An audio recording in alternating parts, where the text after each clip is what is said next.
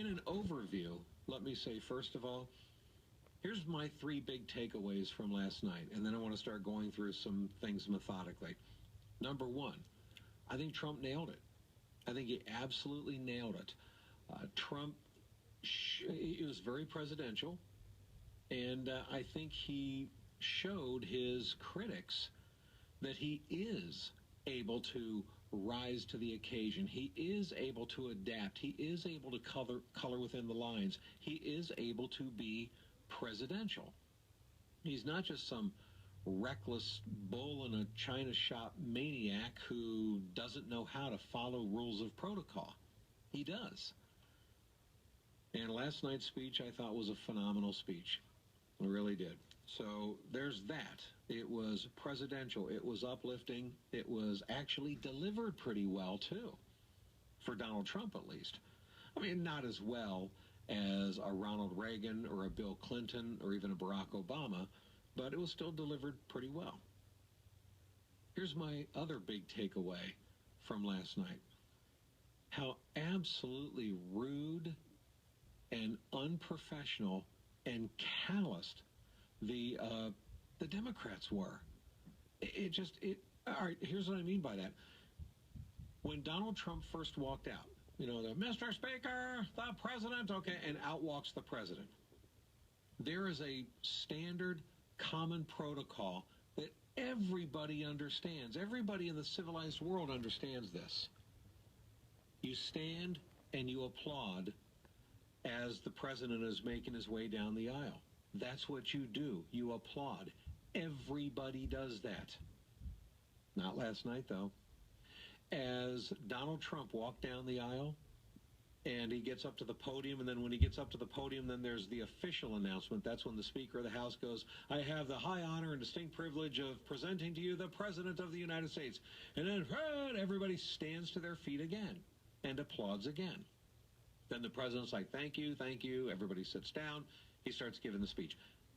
That's the protocol. This sends a powerful message around the world that even though we're divided politically, we come together as Americans.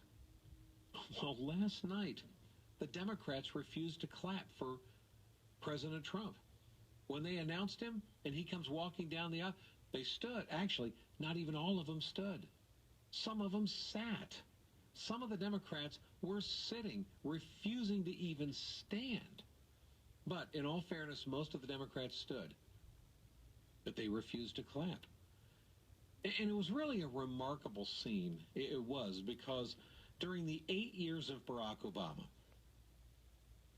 we know how divided the country was over the last 8 years and how divided they are now. I get that.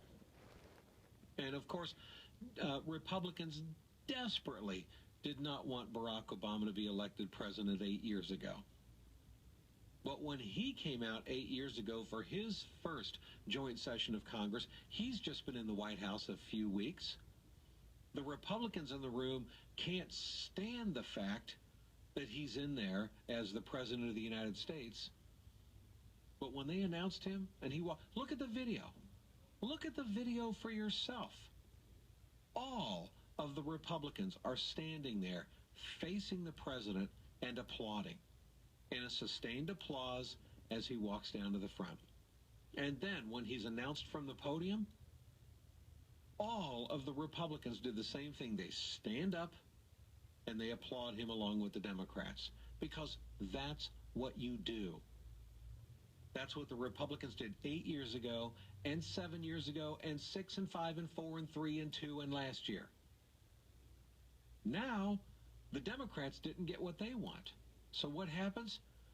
For the entire world to see on display, there's half of the chamber standing there with their arms folded or their hands in their pockets or in front of their sides and refusing to applaud the President of the United States as he enters the room. I thought it was a shameful display. I really did. And then, just when you think that it couldn't get any more shameful, later on in the speech toward the end